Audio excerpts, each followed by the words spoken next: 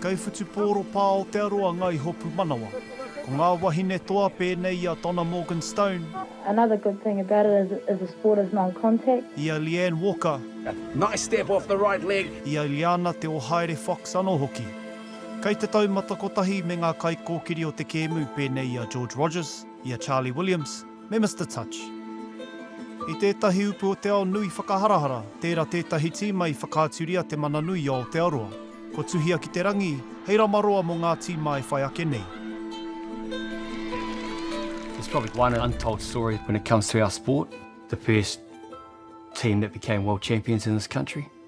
That's 1991 27 women's team, coached by Trish Laird here in Canterbury, and captained by Ira Takani from the Bay Plenty. No one really knows about that group of women, and yet they were the ones that broke through the ceiling by beating the Australians at their game. I don't think too many people know about that particular group of women, and I think that story needs to be told eventually. What it meant to me, well, it just proved something all along that, you know, on any given day, if you bring your best game against a team like Australia, that they can be beaten.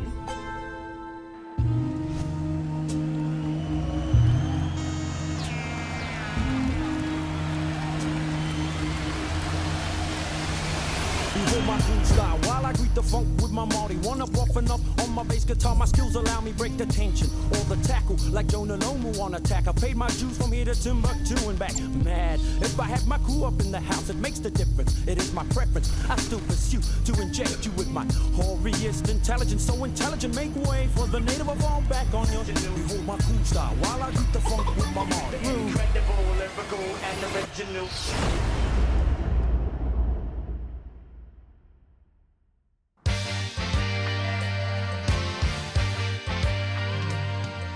Ko tau ngā waiwai o rehua, ko mahuta no te whakataitai rongonui o whakatāne ki te pai.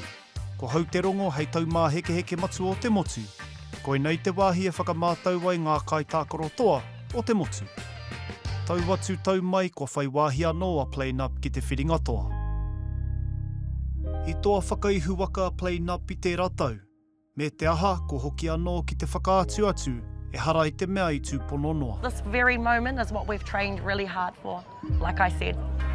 Okay, and if you want it, it's yours to go and take, but again, everything's earned, they're not going to give it to us.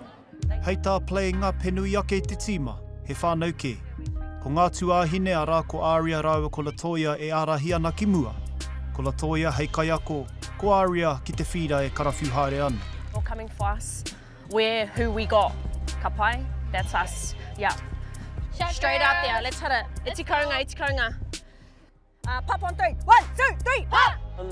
Tēnei karapu, Playin Up, I tipu ake au I raro I tēnei maru. Nō reira, he pānga ki taku tuakiritanga. Ko tōku whānau whānui. Mei kore ko rātau, ko kore ko au, ko kore ko oku pūkenga. Oku whakatutukitanga ki te ao pāpauro, kua mōhio me pewhia te tiaki tinana, tiaki wairua, tiaki pepi, he nui ngā whai pānga o tēnei karapu ki au. Nō reira, he wahanga o tōku tuakiritanga. I whakatūria te karapu I te pokapū o Tāmaki Makaurau I te tau 2010. Ko te kaumārima tau e tūpakari tonu ana. Some of our best friends play the sport and they're whānau to us now. So, yeah, I like to just say passion, dedication, hard work, and that's what it is. Ko ngā karapu pēnei a Playin Up me o rātau hoariri kaha Bulletz, te tino tuara o te hapori pā. Neke atu I te kautau te taikaha o Bulletz, taro kauiho ko aro ki te whakawhanake anō I a rātau. I raro I te aratakinga te kāpene a te kaiako omua o te kapa opango, a Jean Walker. I was originally netballer, so netball was my big kind of code, and then secondary schools, I made the New Zealand secondary schools team, and our first tournament was in Australia. I'd never been on a plane before, so I was kind of like, oh, we get to go on a plane, and that kind of just took over the excitement factor, and I was like, I want to keep doing this, I want to travel. I got on a plane, I've never been on a plane before in my life, so that was the plane sold me, I think. Ko Jean wāka tētahi o ngā tino kai tākaro ko kuhuna te hā te pango, nā tōna mōhio ki te kēmu me tōna māia i tū motu hake a ia. Nāna hoki i ārahi tētahi tīma taiohi ki tētahi toanga i te ipu o te ao i te tau 2012. I ēnei rānei ko tōna ao tonu e huri ana i tana tino kai ngā kaunui ki te whakatupu i te reanga hau ma tōna kapa Bulletz. Getting ready to play our final, yeah? So that in itself is a huge achievement. So let's go, let's get ready, let's go, we're good. 1, 2, 3, 1, 2, 3, Bulletz! Hold it out! Hold it! Work here! Work here! Let's go, let's go, let's go! Good work, buddy! Girls, skins up, girls, I've obviously seen us grow since 2007 to 2024. We've had huge growth over this year anyway. It's been good. It's hard to explain touches where you play your most heartiest touch, and even trying to get the difference between what touch offers you and what Touch New Zealand offers you, representing the two different things. There's something about club that you just play with straight heart, you know, and that also brings a different style of touch, it brings a different style of passion.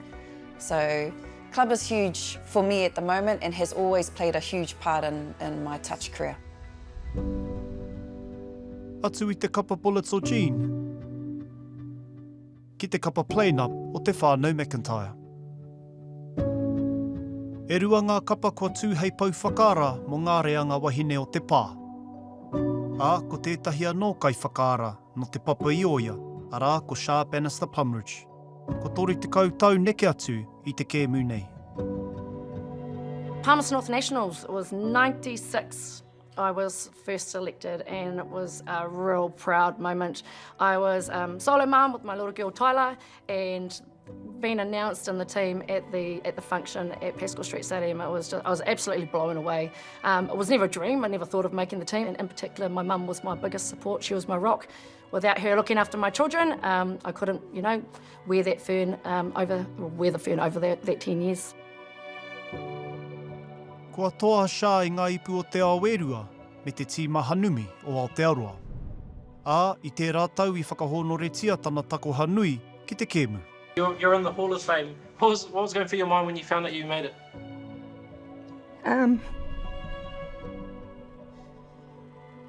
Sorry. Yeah, it was a awesome moment. That obviously happened over at World Cup. I withdrew though from World Cup a few days before because my mum was dying. So yeah, at the time couldn't really celebrate because I was caring for my mum, and yeah, it was pretty hard to celebrate with my family because, you know, it was all about looking after my mum at the time. Yeah, I was pretty proud of myself because I've committed to the sport for over 33 years now, and it was just nice to be acknowledged. And yeah, I put it all to my mum. My mum was my rock, and if it wasn't for her, you know, I couldn't go away to all the tournaments because, you know, of my children, etc. So yeah, I was pretty chuffed. Mm.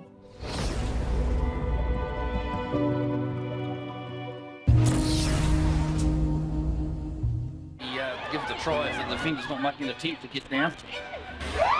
And there we go. Lovely. Ko te tau kotahi mano I warau I watakau mātahi te wā tuatahi I toa ai a Aotearoa I te ipu o te ao. I te wāhanga rua tekau mā whitu te pakeke. Heoi no te tau rua mano mātahi ka eke panuku tētahi tīma wahine matua I te tīma wahine o Ahitereiria. Ko wai e tahi I tēnei tīma rongonu. Ko tētahi tokorua tākaro whakawhiti.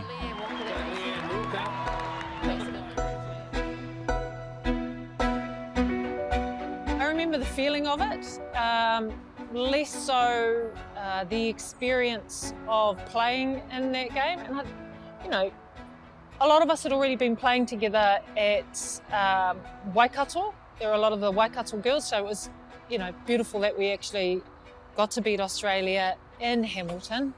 So for many of us, it meant that our family and friends could actually be there to watch. We managed to win a game against the women, and you know that was pretty unheard of, and even to today it's difficult for our women to win against the Aussies. I just remember it being historic, and again for me, I think because I was playing international netball at the same time, a lot of my focus was there, but when it came to this particular series, it really dawned on me at that time how special that time was and how important it was for the game of touch in New Zealand to have our elite women's team finally beat the Australians. And the feeling of that, of being part of something so historic and something special, I still remember that. Final whistle, and New Zealand have done it. They've beaten Australia by 5-4. History's made here at Westpac Trust Park Hamilton over the New Zealand women's side. He whakarerenga e whāia nei e le toia kia toa I te papatū waiwai o te ao. Nōna e whakamatu ana I tana kapa o Playin Up, ko huri tana aro ki te arataki te tīma pāpang o Wāhine. He arahi tahi ana me tōna matua, a Peter McIntyre. Thanks guys. Yeah, thank you. Yeah, up. How's it feeling? I've got a little bit of a headache. Yeah, got it. Come in, first one, World Cup. Yeah. Oh, yeah.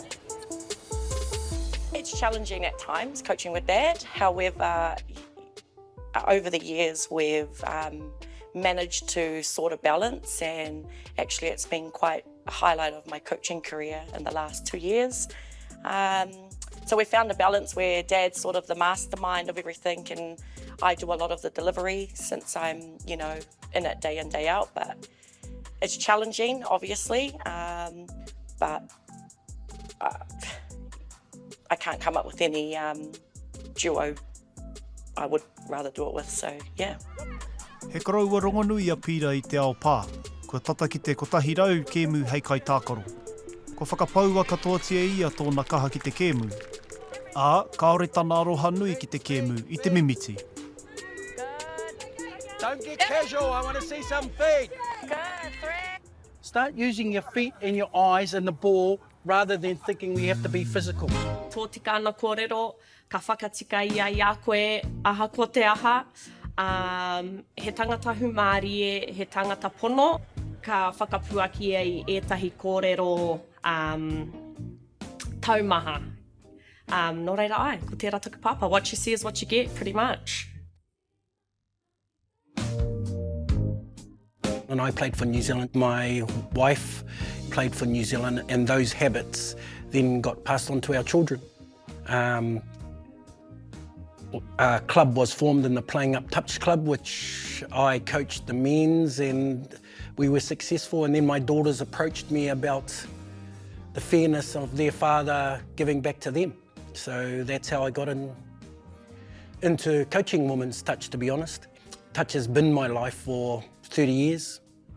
And I'm proud to say it's been my family's life, which was, I think, a key component to it. Was more than me. It was having the ability to do it with my wife and my kids. Yeah, so I can't see my life without touch, to be honest. Pēnei te whānau Barrett ki te whutupōro, tērā te whānau McIntyre ki te pā. Ko tākaro ana ta māhine mā te kapa pāpango. Ā, kei konei hoki tana tamaiti a Tian e tākaro ana I te upu o te ao. Wai hoki, e ārahi ana a pira I tana mokopuna. It's quite special to me. Not everyone gets the chance to have their mum and koro as your coaches, especially at a high level as well. Even though they are my whānau, they don't treat me any different, if not harder. But yeah, I'm very proud to have them. I have been coached by them, and they've taught me so much, so yeah. Good money! Yeah, that's better! E te kaumāwaru noa o nā tau, e whakapai ana te tokomaha ko Skylar tētahi o ngā kai tākaro pai katoa o te motu. Yeah, I think it's definitely humbling, considering I still feel like I have a lot to learn in the game, especially being 18. I debuted when I was 16, 17 at Trace Tasman and World Cup, and I think since then, I have definitely grown physically and mentally. Obviously, being in a touch family, there's a lot of combos, a lot of discussion. Sometimes we agree, sometimes we don't disagree, and it gets a bit heated sometimes, but I think that's just because we have such a love for the game and have so much passion for it, and I think that's where it comes from, yeah. And also being a part of a touch whānau, I think that's really helped become the player that I am today. Kei a Skylar ngā pūkenga katoa o te ira McIntyre. He te kaumāono noa o nā tau. Ka whakaingoatia e le toia tana tamāhine ki te kapa pāpango. Me te whakapono ka kite te katoa he pūkenga nui nōna, e hara i ngā hono ngā whānau, I whiwhi ai ia I taua tūranga. It is a special kind of dynamic, but it's the hardest dynamic that I don't think anyone understands. You're making me emotional now. Look, as I said, everything's earned, nothing's given. But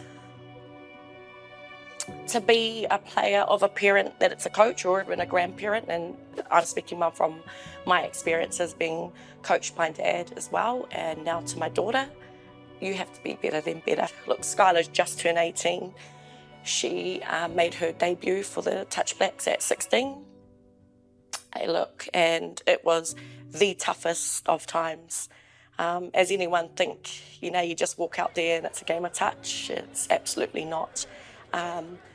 Knowing when to take mum hat off, put coach hat on, but being able to support her, it's been challenging, again, as a 16-year-old, now to an 18-year-old. So it's been the most beautiful dynamic, don't get me wrong, but it's been probably the toughest. So balancing, again, the whānau side and the coach's side has been probably the biggest challenge of my life, but the most special.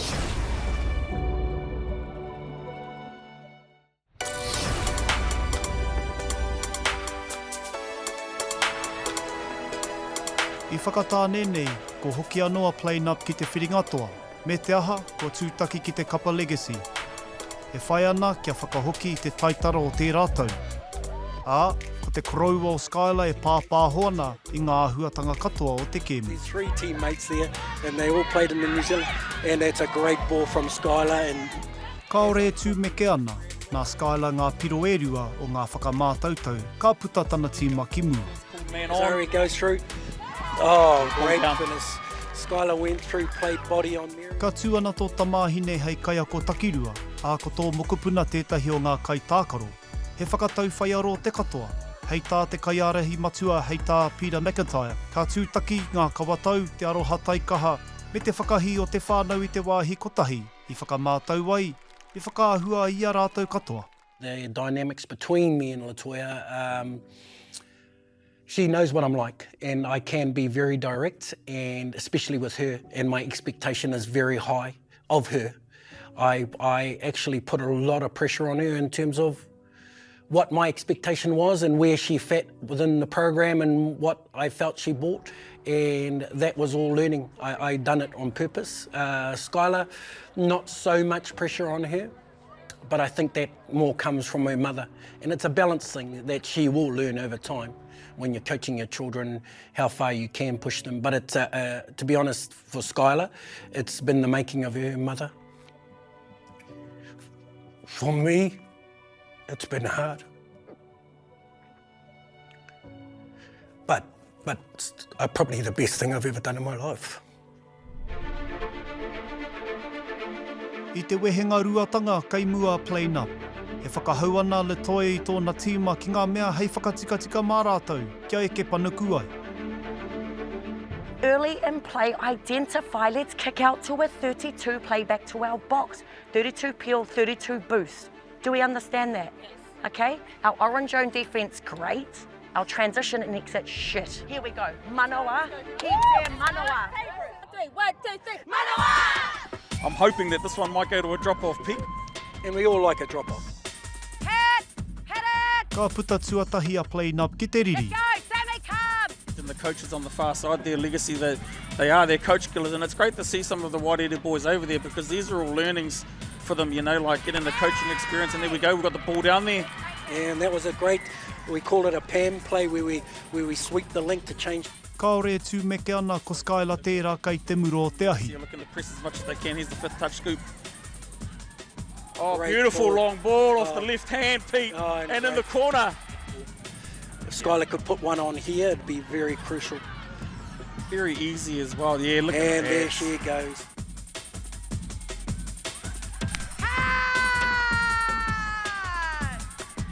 As we say that, Skyla comes through and gets a clutch play on there, puts them 3 more back up. Hot hand. I know it's my granddaughter, but she's been an influence on a lot of the recent Playing Up success.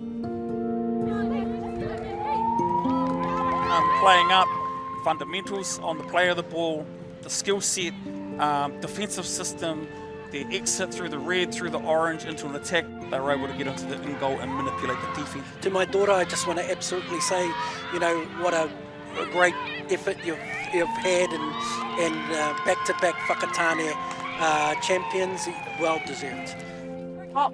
And you know, props to our metes over there. You know, they've held that mantle for many, many, many years, and it's not taken away anything from their accomplishments, but it's really nice to see other teams coming through, other colours on the finals field.